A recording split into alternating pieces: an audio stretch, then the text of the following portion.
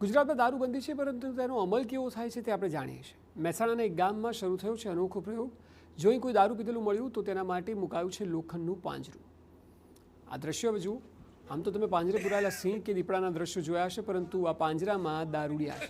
જી હા, આ મહેસાણાનું પાંછા ગામ છે, જ્યાં ગ્રામ પંચાયતમાં સૌની સહમતિથી નક્કી થયું કે ગામમાં કોઈ પણ વ્યક્તિ દારૂ પીશે તો દારૂ પીધેલી હાલતમાં મળશે તો તેને પાંજરે પૂરી દેવાશે। આ ગામમાં છેલ્લા 1 વર્ષમાં દારૂ પીનારાઓની અને વેચનારાઓની સંખ્યા વધી છે। તો 30 વર્ષના 2 યુવકોના દારૂને કારણે કરુણ મોત પણ થયા, જે બાદ ગામના વડીલોએ આ કડક નિર્ણય લીધો છે।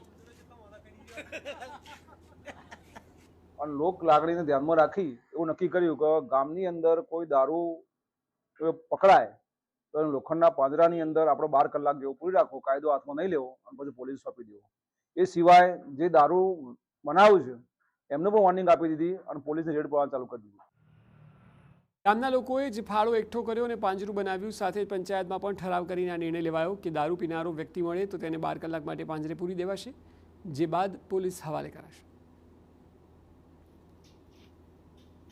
પાંજરું બનાવવા માટે લોક ફાળો ગામનો ભેગો કરી દીધો છે, બનાવવા માટે આપી દીધું છે। પંચાયતમાં ઠરાવ પણ કરાયો છે।